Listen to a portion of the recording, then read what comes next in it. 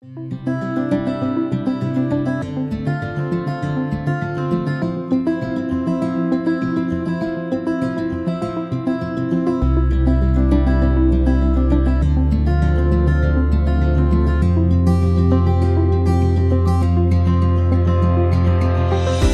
dari sebuah mimpi dan harapan, Kalam TV hadir pada tahun 2016 sebagai channel di platform YouTube untuk mensyiarkan Islam seluas-luasnya dengan tayangan-tayangan yang menarik, inspiratif, dan juga penuh dengan nilai hal-hal edukasi.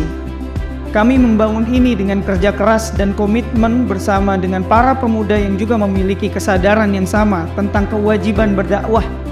Kualitas yang tampil di layar kaca merupakan bentuk keseriusan kami dalam bekerja dan bertumbuh guna untuk bisa memberikan yang terbaik untuk umat muslim.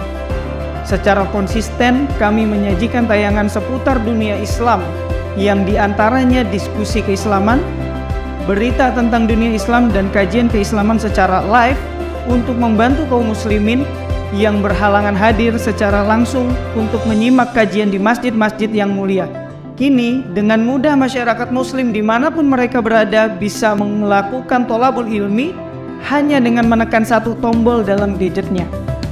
Kurang lebih ada 20 tayangan live streaming dalam sepekan yang akan membantu masyarakat muslim Indonesia khususnya dan dunia pada umumnya menyaksikan kajian dengan mudah dan menyenangkan di channel YouTube Kalam TV. Langkah ini kami ambil sebagai upaya untuk memberikan kontribusi tayangan-tayangan yang bernilai positif di jagat maya Indonesia khususnya. Dengan ini semua, kami menyadari bahwa tidak ada dakwah tanpa tantangan. Pada tahun 2019, kami mengalami tantangan dalam berdakwah di platform YouTube ini. Channel yang sudah kami bangun dengan setidaknya sudah dinikmati oleh 40-70 ribu subscriber, dengan pertumbuhan 1000 subscriber per harinya, dan jutaan kali tayang harus kami ikhlaskan karena terkena hack oleh pihak-pihak yang tidak bertanggung jawab. Kami berharap pihak YouTube bisa membantu kami, akan tetapi kami sadar jika Allah sedang mengajarkan kepada kami tentang arti sabar dan terus berjuang. Setelah hal tersebut terjadi, tidak memutuskan semangat kami untuk mensyiarkan Islam. Kami bangun kembali channel Kalam TV ini dan sampai saat ini telah dinikmati oleh 33.000 subscriber dan diputar sebanyak 2 juta kali. Kami pun memutuskan untuk tidak memonetize channel kami agar masyarakat muslim Indonesia bisa merasa nyaman menyaksikan tayangan di Kalam TV tanpa harus diselingi oleh iklan. Keikhlasan dan kecerdasan adalah kunci bagi kami untuk bisa memberikan tayangan yang berkualitas untuk umat muslim di seluruh dunia. Alhamdulillah, berkat dukungan dari umat, Kalam TV bisa terus berkembang dan bertumbuh agar menjadi mercusuar tayangan keislaman di Indonesia yang tidak terafiliasi oleh pihak manapun, dan dengan bimbingan langsung dari Kiai Haji Didin Habiduddin selaku pembina, kami merasa terjaga sekaligus yakin dalam melangkah dalam mengeluarkan konten-konten edukatif, inspiratif, dan akurat.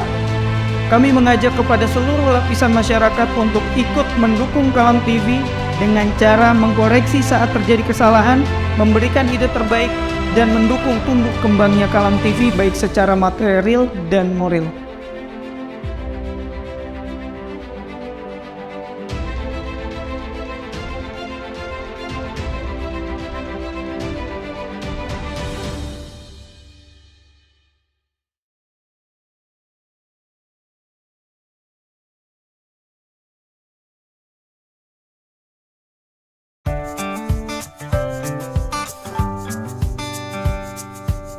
Seru banget ya tadi kajiannya, Masya Allah. Iya, tadi kan ada 3 poin. Yang pertama itu tahsin, tilawah, sama satu lagi poin ketiga apa, Pak? Aku juga lupa lagi nggak nyatet. Ya gimana dong? Oh iya, kan ada Kalam TV. Iya, gak keingetan. Kita nonton ulang lagi aja. Nontonnya di HP aku ya. Oke, nih. Tadi yang mana ya? Kok ya ini ya? Oke, kita percepat. Oh iya. Nah, yang ini Kak. Oh, nih. Oh, yang ketiga tahfiz, Kak. Oh iya, tahfiz ya? Iya. Oke, aku catat dulu.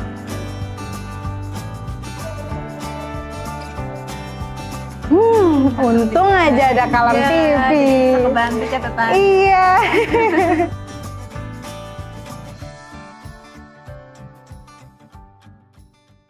Assalamualaikum warahmatullahi wabarakatuh. Saya Abdul Halim, Ketua Dewan Dakwah Kota Bogor, mengajak kaum muslimin sekalian untuk menyimak dan mengikuti kajian Ba'da Subuh Kalam TV selama di bulan Ramadan yang insya Allah akan diisi oleh para narasumber yang kompeten di bidangnya. Jangan lupa saksikan terus setiap harinya. Tidak lupa kami ucapkan selamat melaksanakan ibadah di bulan Ramadan. Assalamualaikum warahmatullahi wabarakatuh.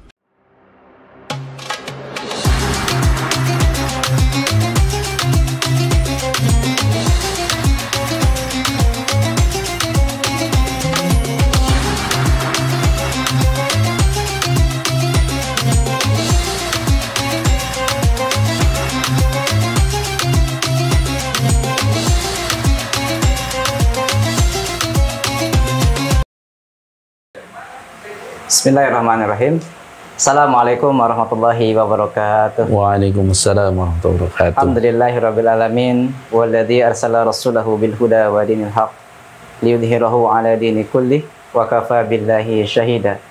Asyhadu an la ilaha illallah wa asyhadu anna Muhammadan abduhu wa rasuluhu la nabiyya wa la rasula ba'dah. Pemirsa Kalam TV yang berbahagia dan dirahmati oleh Allah Subhanahu wa taala. Kembali kepada kegiatan kultum Ba'da Subuh di Kalam TV. Alhamdulillah kita masih dibersamai oleh Ustadz Abdul Halim, SPDI, MPDI. Ustadz, bagaimana kabarnya Ustadz? Alhamdulillah. Alhamdulillah sehat ya Ustadz ya? Insyaallah. Alhamdulillah. Ustadz, pada sesi yang pertama kita membahas tentang jihad saja di bulan Ramadan. Tentu di sesi yang kedua ini kita ingin gali lebih dalam Ustaz, nilai-nilai jihad di bulan Ramadan itu bagaimana, dan ada nggak sih Ustaz contoh real perang ataupun jihad gitu ya di bulan Ramadan yang Rasulullah lakukan Ustaz, sehingga ini bisa menjadi ibrah atau pelajaran bagi para pemirsa dan bisa dilakukan di kehidupannya sehari-hari Ustaz. Dipersilakan Ustaz. Bismillahirrahmanirrahim. Assalamualaikum warahmatullahi wabarakatuh. Waalaikumsalam. Alhamdulillahirabbil alamin wal aqibatu lil muttaqin fala udwana illa 'alal zalimin.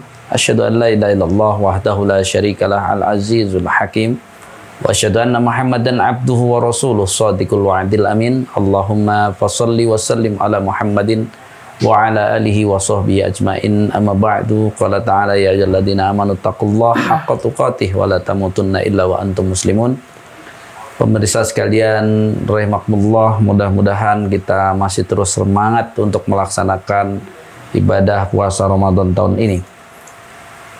Melanjutkan apa yang sudah kita bahas di sesi yang pertama, bahwa bahasan tentang Ramadan yang berhubungan dengan jihad itu masih jarang, padahal kalau kita sebut tadi, yang sudah kita sebut adalah Perang Badar, itu 2 Hijriyah. Baru saja perintah Ramadan, berpuasa bulan Ramadan itu di bulan Sya'ban, Sya'ban, kemudian pelaksanaan di Ramadan langsung ada perang Badar. Insyaallah. Ya. Kemudian nanti juga persiapan perang Hondak, kan? Perang Hondaknya nanti disebut di 13 Syawal ya. Tetapi ya perang Hondak ada di bulan Ramadan, maaf. Jadi persiapan walaupun ada yang menyebut nanti perang Hondak terjadi di 5 Hijriah itu di bulan Syawal itu, tetapi persiapan untuk membuat parit itu berarti melewati bulan Ramadan. Padahal parit itu digalinya dalamnya adalah ketika masuk ya, kuda masuk, dia nggak bisa lagi untuk keluar. Berarti kan harus tinggi, harus dalam ya. Terus lebarnya kuda nggak bisa melompati. Bisa dibayangkan tuh berapa luas parit. Iya. Berarti dikerjakan di bulan Ramadan. Dulu belum ada eskavator. Kalau ada eskavator wah cepet gitu ya. Dulu kan pakai alat-alat yang bahkan Nabi sendiri kan ikut berjuang. Ditambah lagi dalam proses ya, pada itu kan juga memang suplai makanan diputus kan oleh musuh-musuh yang mengepung itu. Sehingga sudah memang bahan makanan kurang, kemudian tentu bagi Rasulullah dan para sahabat dengan datangnya bulan Ramadan menjadi berkah. Karena apa? Ya bukan Ramadan aja nggak makan ya, apalagi di Ramadan ya. Juga kemudian nanti ya, persiapan perang Uhud itu tentu juga di bulan-bulan Ramadan, karena perang Uhud itu 3 Hijriah 13 Awal. Itu berarti kan persiapan semua pasti di bulan Ramadan ya. Kalau kita kan persiapan mudik, kalau ini enggak, persiapan tadi untuk menghadapi perang. Nah, dari proses ini maka jelas ya, lapar itu kenapa harus dilatih di bulan Ramadan, yang nyambung malahan dengan berjihad. Gitu. Ya kalau sekarang kita lapar mau ngapain? Lapar nanti cuma Ramadan doang. Ya begitu Syawal sudah 3 kali makan dan sekali-kali puasa. Artinya kan kalau ditanya ngapain ya kita harus lapar-lapar, tarnya salah satunya sebenarnya yang nyambung itu kalau siap lapar itu salah satunya siap perang. Gitu ya. Belum nanti Fathu Mekah. Ya, Fathu Mekah 8 Hijriah. Jadi 2 Hijriah tadi perang Badar, 3 Hijriah persiapan perang Uhud, kemudian 5 Hijriah persiapan perang Khandaq, nanti bulan Syawalnya perang Khandaq. Jadi 8 Hijriah Fathu Mekah. Masya Allah. Jadi Nabi nanti kalau disebut kapan Nabi itikaf pas tidak perang. Kalau pas perang nggak disebut tuh ibadah di bulan Ramadan harus apa-apa, nggak, gitu ya, dia perang. Nanti perang Tabuk 9 Hijriah. Jadi sebelum wafat tuh Nabi ya kan wafat tuh 10 Hijriah tidak akan ketemu Ramadan. Jadi Ramadan terakhir Nabi itu bukan itikaf, tetapi perang Tabuk ini 9 Hijriah. Nanti sedikit banyak kita ceritakan perang Tabuk. Nah, dari Fathu Mekah itu begitu bulan Syawal bukan kayak kita makan ketupat itu dan sebagainya. Itu nanti kan kita bahas juga ya di sesi-sesi akhir nanti tentang kegiatan Syawal gitu ya. Kegiatan Syawal Nabi itu perang juga gitu ya.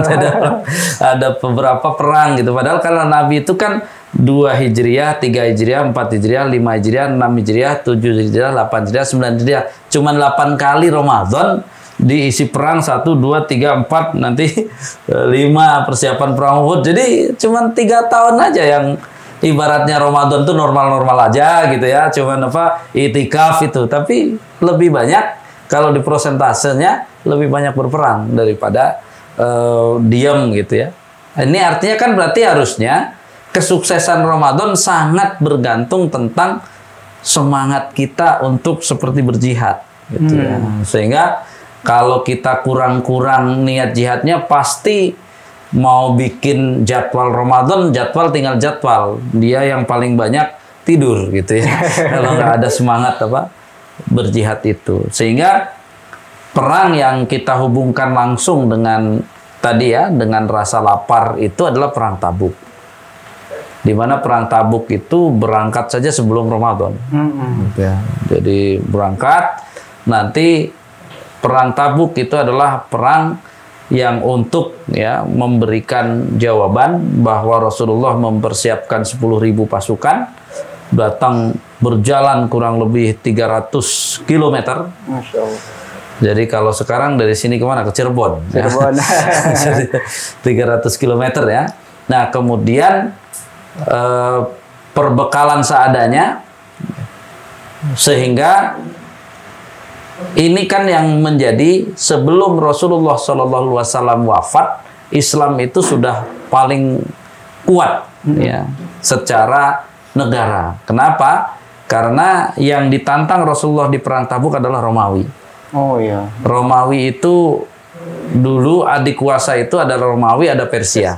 Tapi saat di perang Tabuk 9 Hijriah ini Rasulullah mengirim tadi ya tantangan perang kepada Romawi itu setelah Romawi mengalahkan Persia. Berarti kan yang paling kuat adalah Romawi. Lalu oleh Rasulullah melawan Romawi dengan membawa 10.000 pasukan. Nanti Rasulullah di sana kurang lebih sepekan atau ya di Tabuk itu. Dan inilah agak nyambung dengan dunia zaman sekarang. Jadi Rasulullah menangnya dengan memviralkan. Jadi pasukan Nabi itu semua orang yang lewat dagang itu pasukan ya Muhammad siap tapi Romawi nggak datang. Jadi itulah kabar yang menyebar sehingga apa? Berarti Romawi nggak berani lawan Nabi Muhammad SAW dengan pasukannya yang 10.000. Nah, nanti kenapa? Di mana ya logika bahwa kenapa Romawi tidak datang gitu kan? Ini kan karena ada perang Mu'tah sebelumnya yang jumlah kaum muslimin kurang lebih 3.000 dan disebutkan di sejarah Romawi itu 200.000. Masya Allah. Yang nanti 3 panglimanya kaum muslimin gugur, nanti terakhir diserahkan panji panglimanya kepada ya Khalid bin Walid. Lalu dengan strategi Khalid bin Walid, akhirnya Khalid mundur, tapi mereka ya mundur juga. Nah, dari sini kita bisa menggunakan akal kenapa Romawi nggak datang. Ya. Karena sebelumnya Nabi tidak ikut saja 3.000 bisa memporak-porandakan 200.000. Sekarang kalau 10.000 tapi Nabi ada, berarti paling enggak dia harus menyiapkan apa? 3 kali lipat atau 4 kali lipat paling tidak. Kenapa? Ya kalau mau bicara hitungan menang, apalagi apa? Sekarang yang datang langsung pimpinan tertingginya kan berarti pasukannya ya dalam hitungan perang kan berarti lebih apa? Lebih hebat dari yang pertama. Jumlahnya makin banyak kan gitu ya. Berarti kan dia harus menyiapkan paling enggak 600.000, 700, 800.000, bahkan mungkin harus kalau mau yakin menang harus menyiapkan 1 juta. Kayaknya dia nggak sanggup menyiapkan pasukan 1 juta untuk lawan Nabi Muhammad. Kalau dia kurang dari 1 juta nggak percaya diri untuk bayangkan mereka misalnya bawa 500.000, orang sebelumnya lawan 3.000 kalang kabut, gimana sekarang lawan 10.000 ya nggak bisa. Makanya akhirnya ya pilih dia tidak datang. Nah, cuman hubungan dengan lapar di perang ya perang Tabuk ini itu disebut di bab menyedikitkan makan ya di Riyadhus Shalihin itu nanti ada yang para sahabat itu bercerita ya tentang ya dari perang Tabuk itu sudah kehabisan bekal, nggak ada yang mengeluh gitu. Nah, kalau di kita kan baru lapar siang aja udah pada ngeluh ini kan di Ramadan.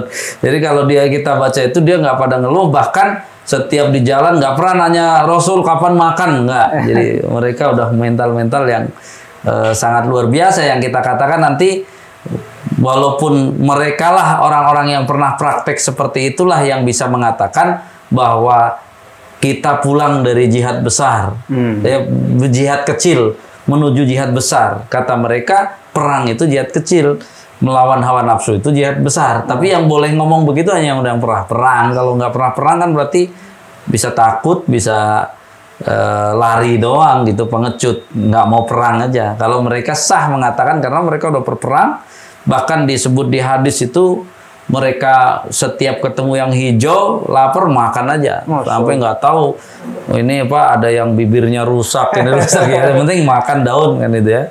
Jadi ini menjadi catatan bahwa mereka nggak takut lapar gitu ya. Jadi salah satu semangat jihad itu sampai mengalahkan lapar tadi.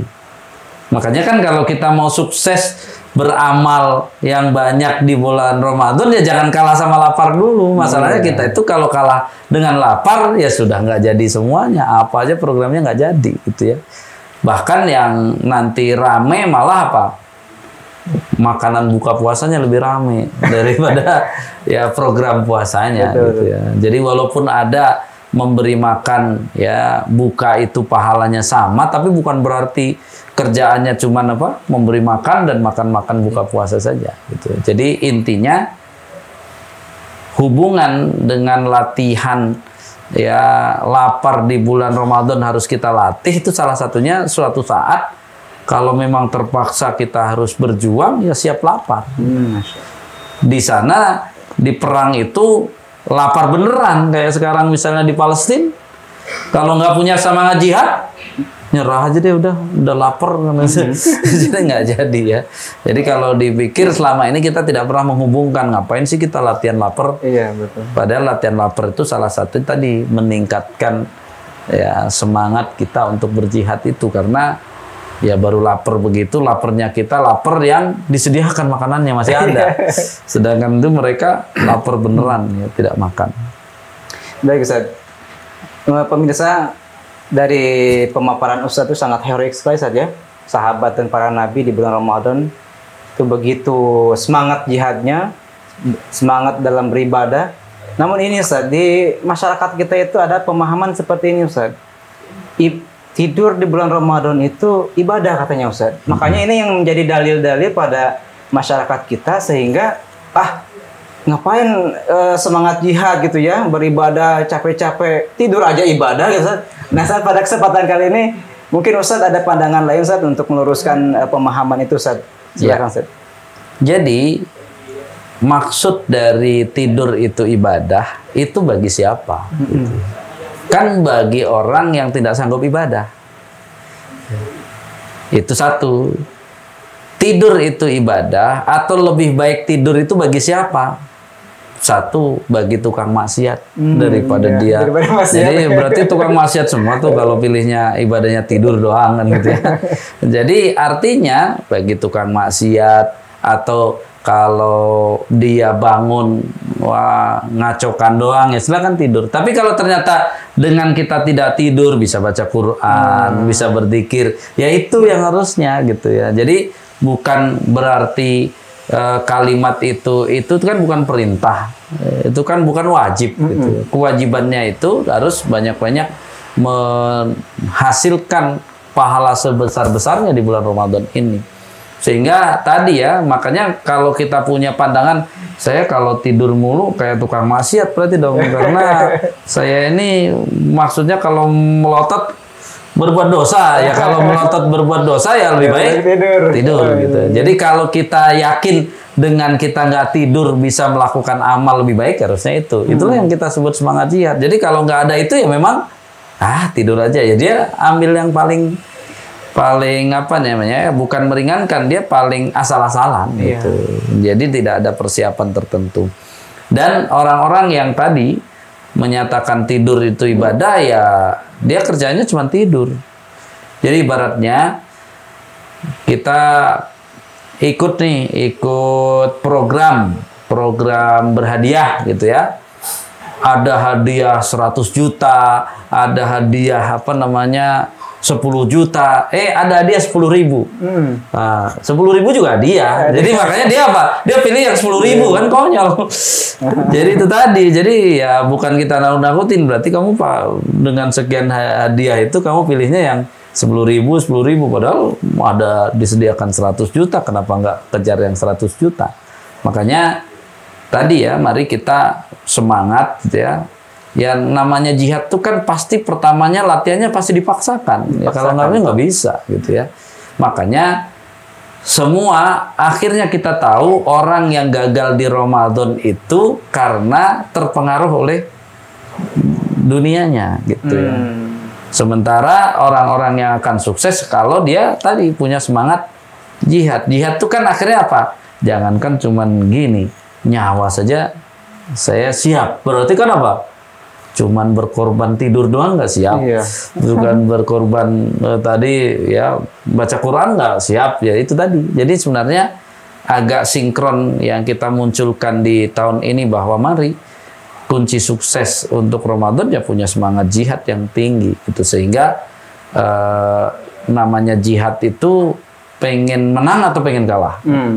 Menang sih. Ya pengen menang gitu. Kalau semangat jihad itu kan semangat yang pengen mencapai yang lebih baik gitu ya. Jadi itu bukan kita suruh perang saja, tidak, tapi semangat itu, karena disebut semangat berarti spiritnya itu ya kita harus menang. Kalau mau menang nggak mungkin kayak pemain bola di mana gitu ya, kalau puas menang 1 tahu-tahu musuh ngegolin 2 ya kalang kabut. Ini kayaknya tidur mulu, seolah-olah setan diem aja. Giliran apa? Giliran ini kebobolan 10, jadi bukan 1-0 yang dia pikirin, ternyata apa? Jadi 10-1. Jadi, begitu Syawal pas dihitung kamu kalah terus ya, maaf ya kan gitu. Jadi nggak dapat bonus gitu. Iya. Jadi pemirsa Kalam TV harus pintar ya. Jadi memilih hadiah itu di bulan Ramadan itu harus paling tinggi ya Ustaz ya. Iya. Jangan yang paling rendah ya Ustaz ya. Makanya di bulan Ramadan kali ini mari kita semangat untuk menggapai ketakwaan kita, untuk memperbaiki keimanan kita sehingga Allah memberikan keberkahan di bulan suci Ramadan ini. Alhamdulillah para pemirsa Kalam TV yang berbahagia, akhirnya kita tutup satu kalimat ya. Iya, silakan. Makanya di akhir surat Ali Imran itu kan ya ayyuhalladzina amanus biru wasabiru warabitu wattaqullah la'allakum tuflihun. Jadi kalau kita mau menggapai itu ada sabar level 1, sabar level 2, baru bahkan siap-siap ya, baru bicara takwa. Jadi takwa itu digapai dengan sabar 1, ya berarti usaha keras 1, keras 2 belum cukup, langsung warobitu. Jadi robitu itu kan persiapan menghadapi musuh. Jadi ibaratnya kalau kita disuruh ngumpulin bekal itu, bekal sebanyak-banyaknya. Kalau nanti kurang, ya nggak apa-apa, kurang dikit-dikit. Tapi kita udah menyiapkan yang banyak. Ya kacaunya ketika kita nggak semangat, berarti apa? Sudah cukup segini aja.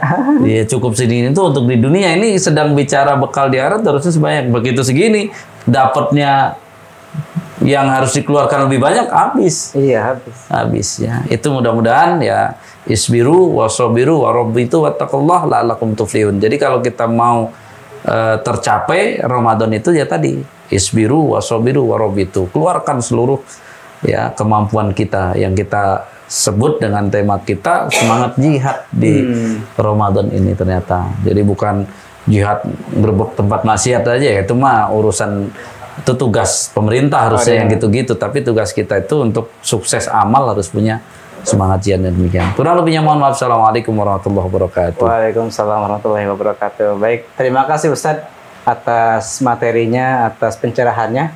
Jadi pemirsa Kalam TV yang dimuliakan oleh Allah Subhanahu wa taala.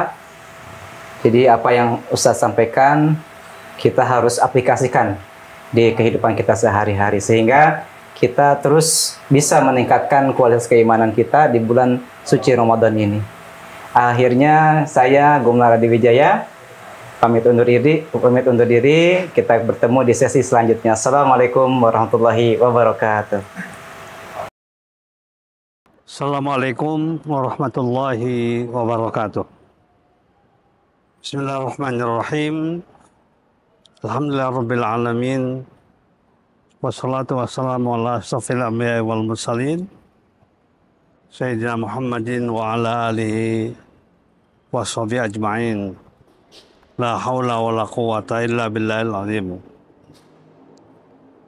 Tugas dakwah adalah tugas kita semuanya, apapun posisi, jabatan, dan kedudukan kita.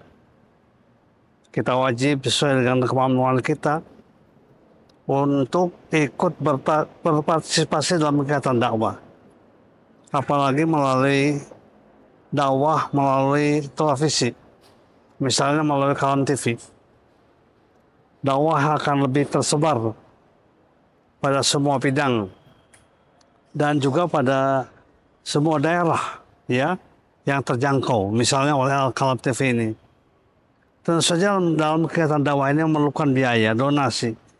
Oleh karena itu saya mengajak kepada saudara sekalian, kaum muslimin, kaum muslimat, mari kita bantu.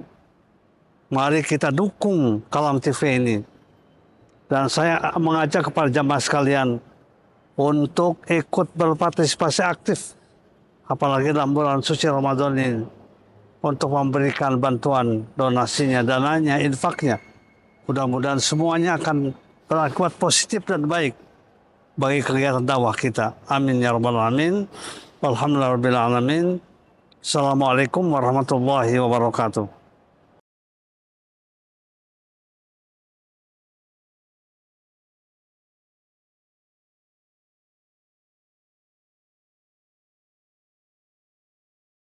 اللهم صل على سيدنا محمد وأشغل الظالمين بالظالمين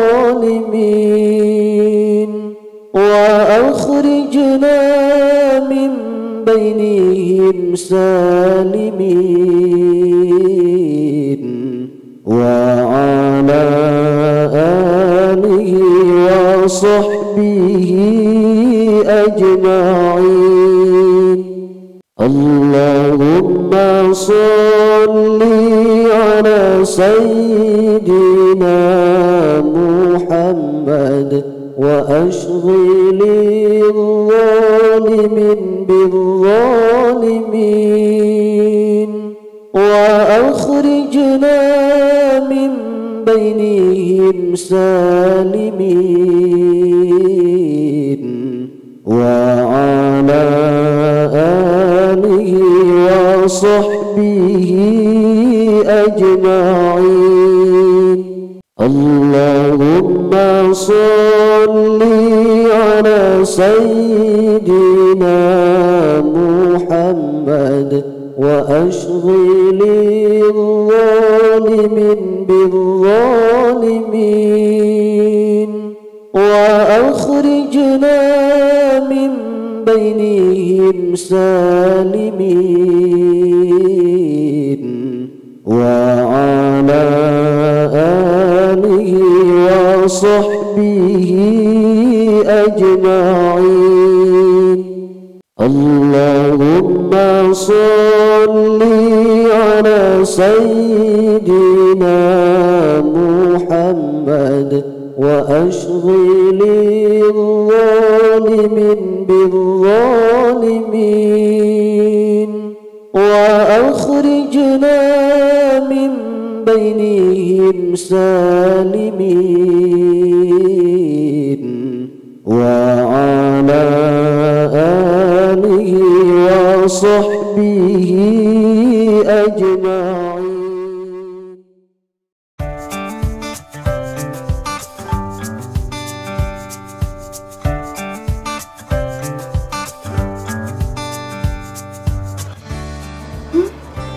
Fah, kok kamu bisa sih dapat info kajian Ini terus? loh, aku tuh dapat info kajian terbaik setiap harinya dari Kalam TV, Kak.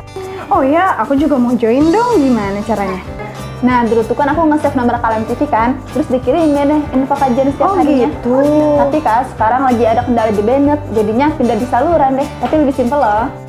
Saluran WhatsApp? Iya. Wah, gimana mau dong? Kakak buka lagi deh story aku. Iya. Terus? Nah, terus diklik deh. Nah, udah ada kan channelnya? Wah, iya. Iya, tinggal di follow. Wah, banyak banget info kajiannya. Iya, banyak banget, Kak. Tapi nggak cuma kajian aja. Kadang ada juga suka video pendek, terus ada nasihat-nasihat. Pokoknya banyak banget deh. Masya Allah. Ih, menarik banget. Ini ada influencer-influencer juga Ustadznya. Masya Allah. Ih, menarik banget. Aku langsung follow ah.